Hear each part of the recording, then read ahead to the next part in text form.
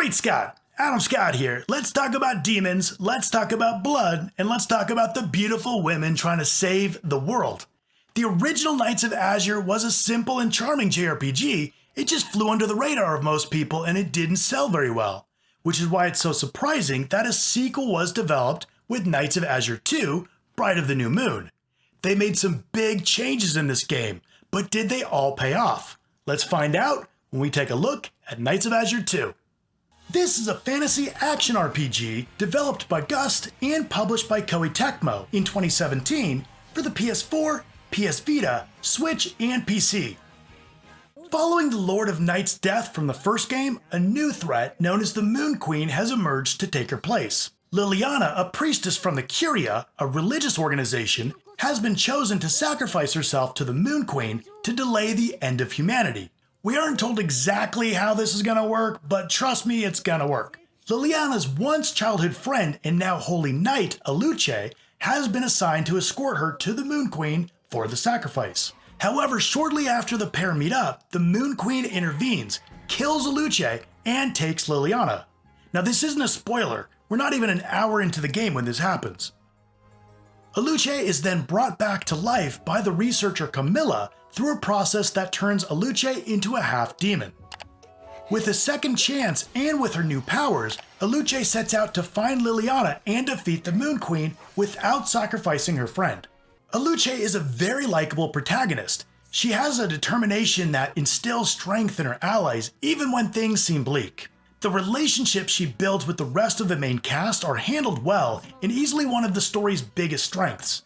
Throughout, Aluce forms and strengthens bonds with servants and lilies. Servants are demons that you can acquire. These are somewhat like Pokemon, where you collect and strengthen them to aid you in battle. You can only equip 2 servants at a time, unlike the 4 from the first game. While they're still fun and useful, their role is somewhat diminished. Filling the void is a new type of partner character known as lilies, who can aid Aluce greatly in battle. You'll meet lilies throughout the story and add them to your party. You can choose who joins you when adventuring, however only one can fight alongside Aluce at any time, so choose wisely based on the situation. In addition to lending their aid in battle, each lily has a side story where you can learn more about their histories and relationship with Aluce. These stories unlock as Aluce's bond with each lily grows. Seeing these stories play out is easily one of the best parts about this game, because of how nuanced and rich each character grows to be. For example, Runehide comes off as prideful, but she's actually easily flustered and cares immensely for Aluce. While Camilla seems emotionally distant at first, she's actually haunted by her past and struggles with making things right. If you're not into side stories like this, you'll be happy to know that they're not required to finish the game. However, completing them is the only way to unlock new skills for the lilies and get to the true ending, so I wouldn't recommend skipping them.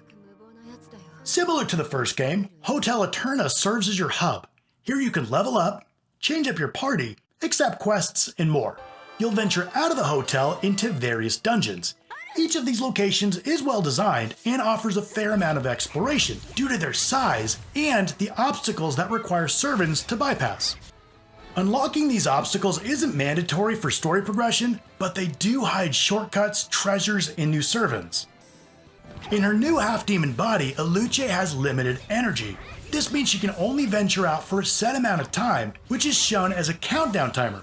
At the start, your runs can only last for 10 minutes. However, as you level up, you can add more time until eventually you can venture out for 20 minutes.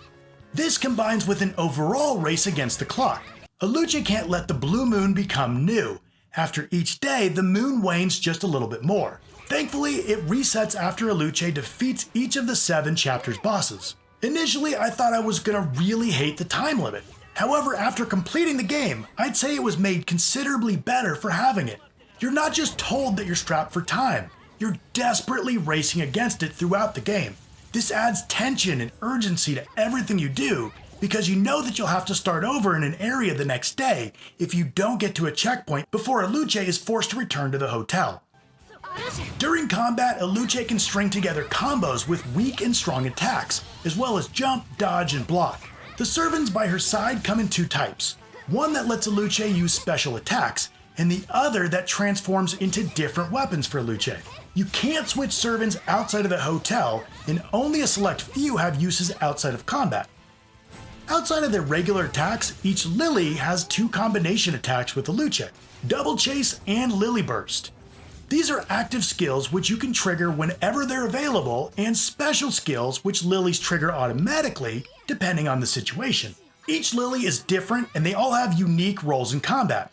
For example, Runehide is a melee support character who can not only deal heavy damage with her greatsword, but will also boost Eluce's defense when instructed and heal her when her health gets too low. While Verushka is a purely offensive character who can hit hard, use stealth to confuse the enemies, and use a super move to instantly defeat most enemies from time to time. Blood acts as currency and experience. Eluce can use the blood from fallen enemies to strengthen herself and reduce the time needed to complete various tasks. Eluce also has a skill tree. Upgrades range from increasing the damage she can deal with specific weapons to increasing her overall damage when under certain percentage of health. You can equip accessories for passive bonuses for Eluce and her Lilies, and there's a leveling and reincarnation system for servants that's most useful when undertaking multiple playthroughs, which is necessary for completionists. Enemies can hit hard on normal difficulty if you're not playing carefully. Easy difficulty will be way too easy for most. There's also a hard difficulty, which is selectable at the start of the game, and a nightmare difficulty, which you unlock after beating the game the first time. Alright, let's talk about the overall presentation. Now this isn't a AAA game, but it does present well considering the budget. It's a real step up over Nights of Azure 1. The environments are much more diverse and interesting. The character designs are more detailed and expressive, with far improved animations.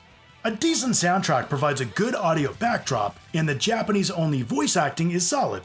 There's only one sacrifice they made over Nights of Azure 1, and that's the frame rate. Instead of the 60 frames per second from the first game, this one is locked at 30 frames per second. It's not unplayable, but really disappointing for an action game like this. There is definitely some fan service and adult content, but it's not as much as you'd think based on the marketing. The characters' outfits are revealing, but not over the top. You can also collect and swap swimsuits for the characters, which is fun, but totally optional. This is a Yuri story with strong connections between the female characters. It comes across as sweet instead of salacious. A first playthrough will take you about 20 to 25 hours. However, you'll need to complete 2 playthroughs for the Platinum Trophy. In New Game Plus, you'll keep the relationship levels and most of the progress, which makes a second playthrough much faster. You'll need to level all of the relationships to the maximum and level Eluce to 50, neither of which can be done on the first playthrough. All in, it took me about 40 hours. Nights of Azure 2 is a more polished and engaging game in almost every way than the first game. The characters and the relationships are constantly interesting. You'll likely be more interested in the character stories than the overall plot. The combat system, while not revolutionary, was fun, and the loop kept me pushing forward even in the second playthrough. Now don't let the timer turn you away. I think that was actually a great design choice. Nights of Azure 2 has a lot going for it. If you're a fan of the first game, or of action JRPGs in general, this is one to pick up.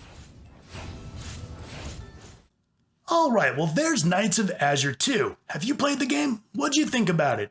And what's your favorite hidden gem JRPG? I'd love to hear that in the comments down below. Now if you liked the video, give it a like. That helps me out and it spreads the word about this game. Alright, until next time.